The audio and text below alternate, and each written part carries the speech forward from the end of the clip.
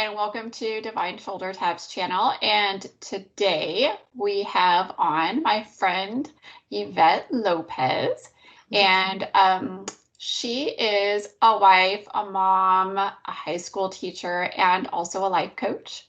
And I invited Ivette on because she has a story that is just so inspiring and encouraging, and it is littered with divine shoulder taps.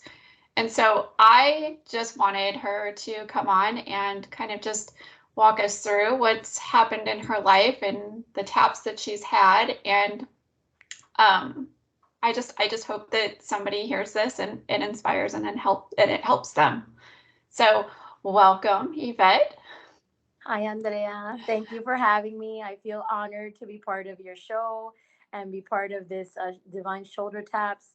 I think it's a beautiful thing, and I think that we're going to be able to help others see God in everything the way we do. So I'm excited. Awesome. And the pleasure is all mine and the honor is all mine too. Thank you so much for agreeing to come on and be so vulnerable, because I know this story. I know bits and pieces of the story, but it's definitely something that you are you're exposed when you're telling it. But I really do feel like in that it's going to help somebody. And I just love how God showed up for you. Thank you. Um, so I love the way God showed up for me too. So awesome, awesome. Well, go ahead and just start at the beginning. I think let's start with where you met your husband, and I know the story revolves around your husband and your family. So let's start there. I want to tell you guys that I was blessed with a beautiful family, a beautiful life. Yet I still suffered from anxiety. I had sleepless nights and was very depressed when I was a teenager. And this made me have like a real relationship with God from a young age. And I desired to feel peace in my heart. So I started to pray, and every time I just knew that there was going to be something that God was going to help me with to solve this problem. And He sent me my husband when I was just 16 years old. And he was my answered prayer. He was. He listened to me. He saw me. He loved me unconditionally, and he made me feel like I was gonna be able to live the life that I know God meant for me to live. And I know that I am who I am today thanks to my husband. With that said, we created a beautiful life. We have three beautiful children, and we had our beautiful family, and everything was just going picture perfect until life happened. And in 2008, my husband let me know that he had made a poor decision in his business, and we were going to have a lot of financial and legal struggles that would mean that we were going to lose everything. And when my husband told me this, I was a stay at home mom and I was clueless. And I remember telling him and looking at him, and he was distraught because that was never his intention. But I looked at him and I just said to him, "This does not define us." And before we went to bed, I went to my children's rooms and I picked them up out of their beds. I put them all in my bed, and I was on one side and he was on the other. And I just prayed to God and I said, "You know my heart. You know how much I love my family. You know how much I love my husband and my children.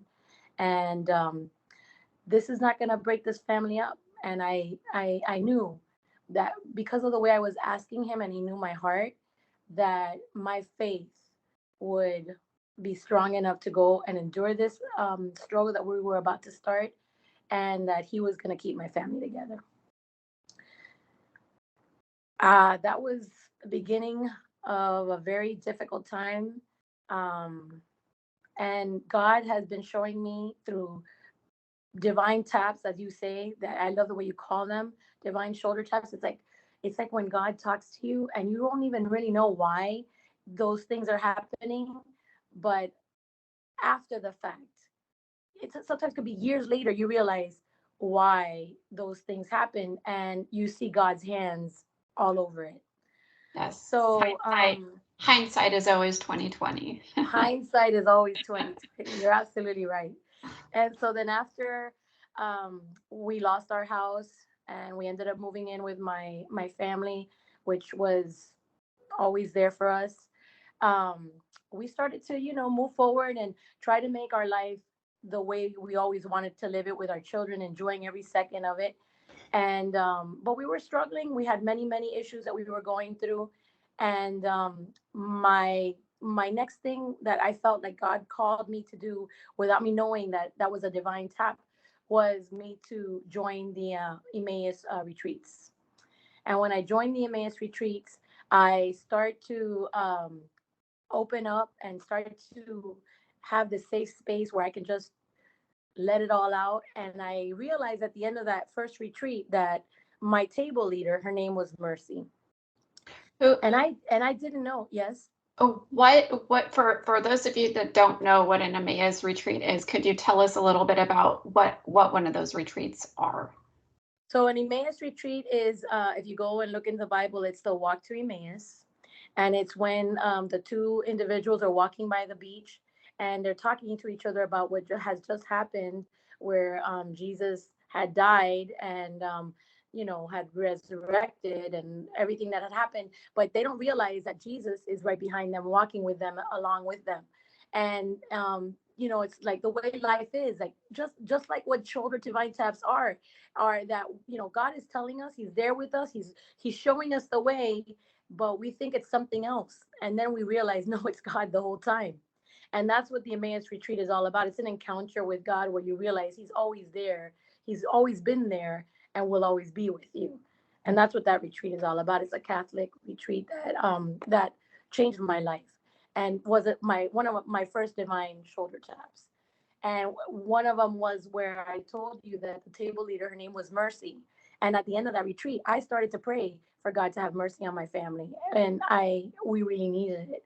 And I didn't realize that the name of the lady that was a table leader was gonna be have such an impact on my prayer life and on my life period. And 10 years later, when I've been doing this and serving so on every year, I one day came up to her and I go, I never realized why you were so important in my life. And then I realized your name had everything to do with it.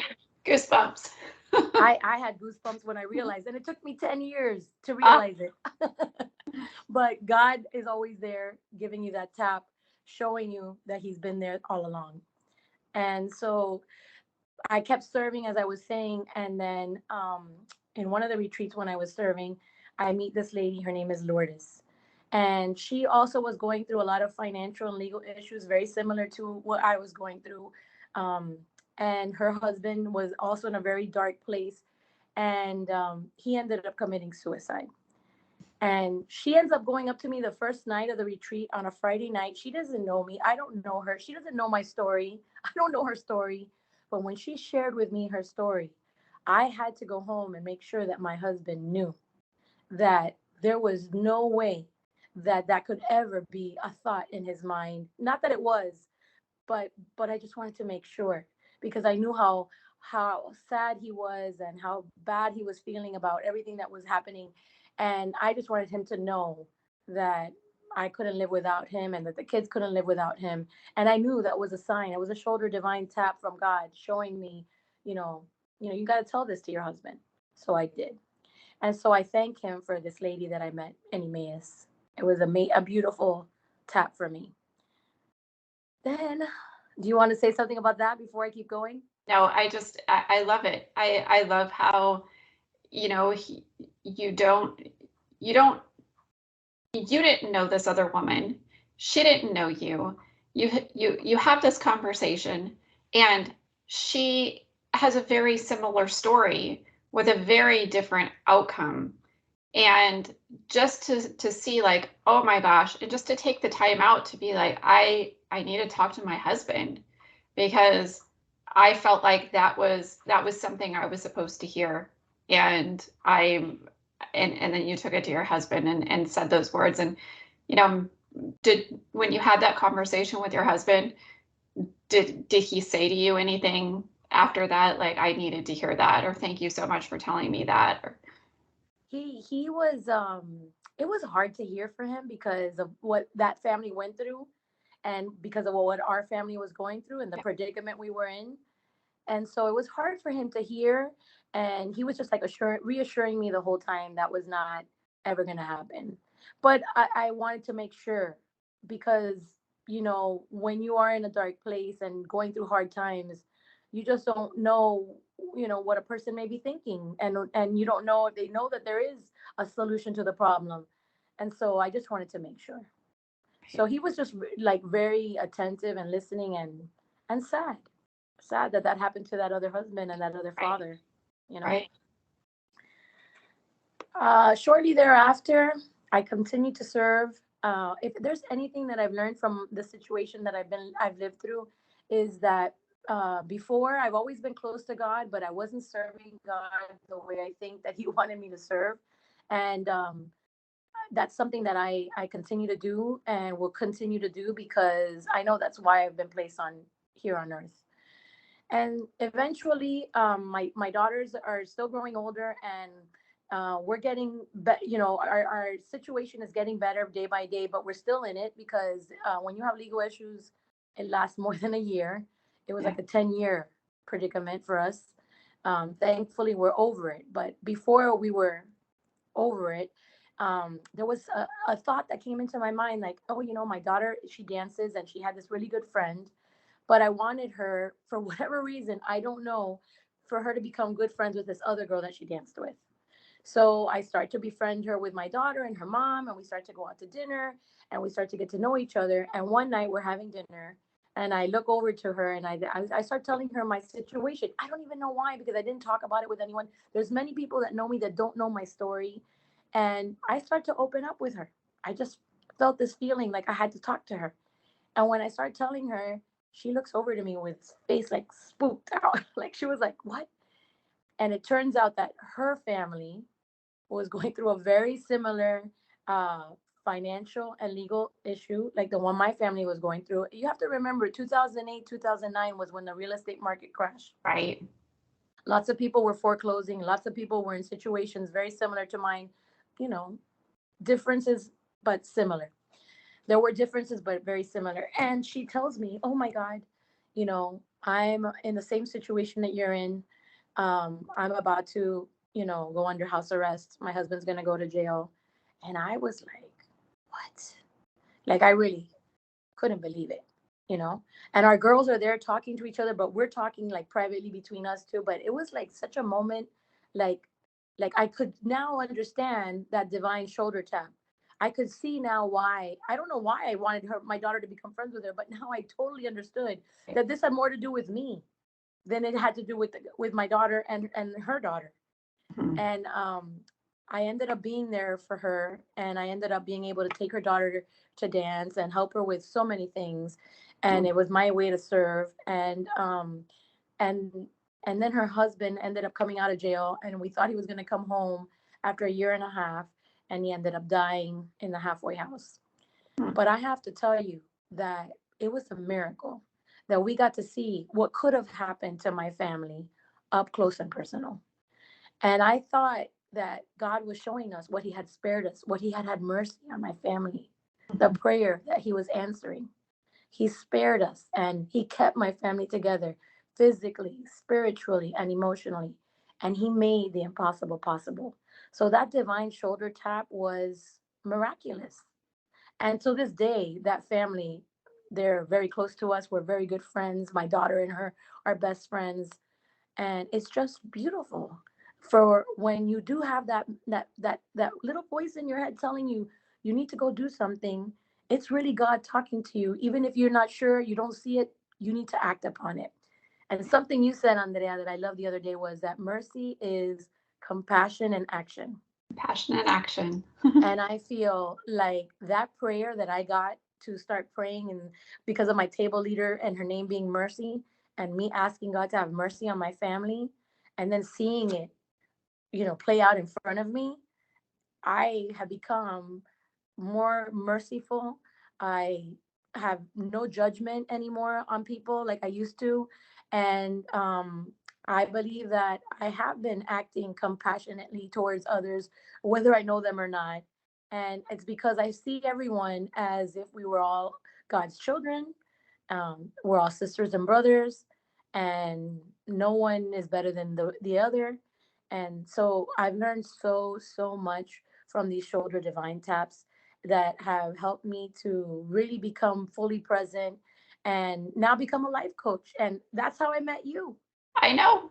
And Well, how we met is just a miracle in and of itself, also, yes, because I live on the West Coast, you live on the East Coast. It was just very, you could say it was random or it was coincidence by how we met, but I believe that it was fate. We were supposed to meet. We became very good friends just basically overnight. yes. And I call those God incidences. It's a God God incidences. incident. It's a God incident. Absolutely, absolutely. Um, I I love your story so much because it just is such an encouragement that there are signs that come up in your everyday. And sometimes you're looking for them, and sometimes you're not looking for them, Mhm. and they just come out of the blue.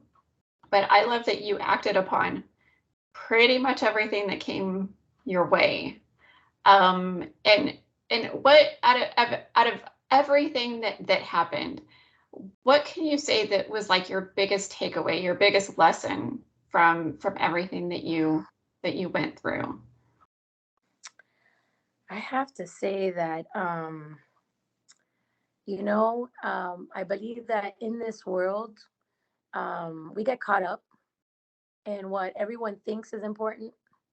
And even though I've always valued my family before everything else, I think, and I've always had a very good relationship with God. I think that because of the way, this life is, you get caught up and you kind of start putting God to the side, and you think you could do it without God. And then life hits you and you realize you have this horrible void and you're not at peace. And I've learned that more and more, I know God has always done everything he's done in my life. When I was a teenager, that I was depressed or anxious or couldn't sleep at night, or when, what happened to me, that, we lost it all. I realized that he's always just trying to bring me closer to him, like the walk on Emmaus, the road of Emmaus. He's like letting me know I'm always there. So don't, push him to the side. When times are good, that's when you need to build your relationship with God and continue to be in communion with him. Pray every day. Do all the things that you need to do to continue to strengthen that relationship, so that when life does happen, and it's going to happen, then you can be ready for it and at peace, and know that he never said you weren't going to suffer. He never said you weren't going to go through things, but he always said he was going to be with you. And Right. if you want to feel that closeness and that connection, you've got to work at it. And so if there's anything I've learned, is that I always want to stay close to God, no matter what, in the good times and in the bad times, because my trust in him has grown every day, and my faith is growing every day, and I continue to pray that I continue to grow in my faith in God and my closeness to him. So that's my takeaway, and I hope that others can start to put that into practice.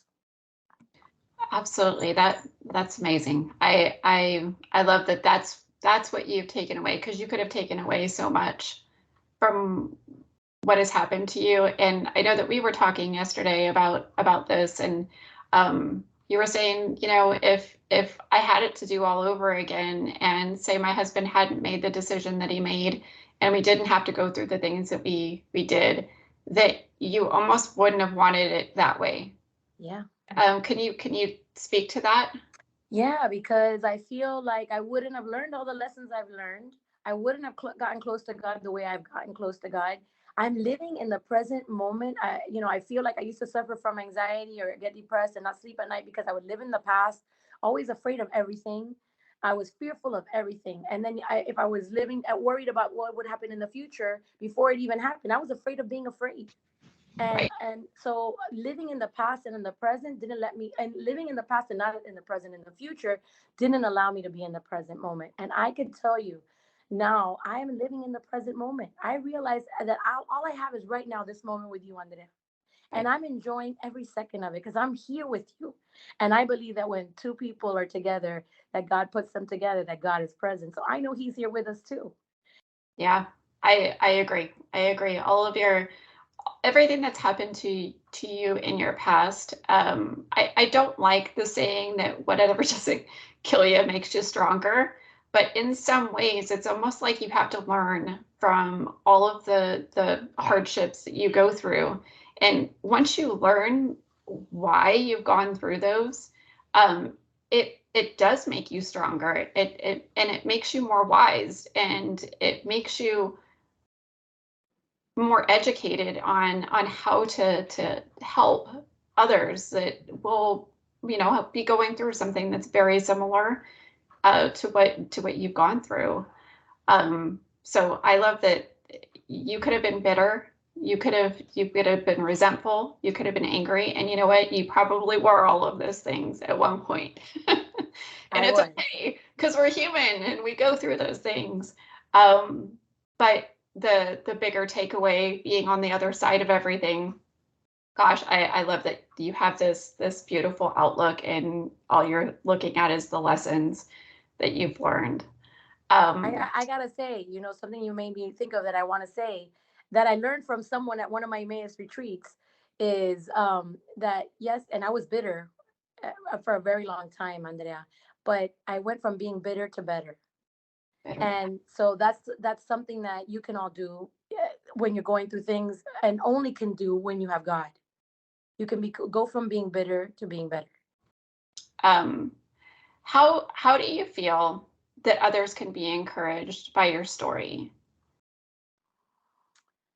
Well, I think that people, especially the generation of today, they think that life is supposed to be easy, and I was talking to you about this yesterday. Like, they take things too lightly, and even the sacrament of marriage.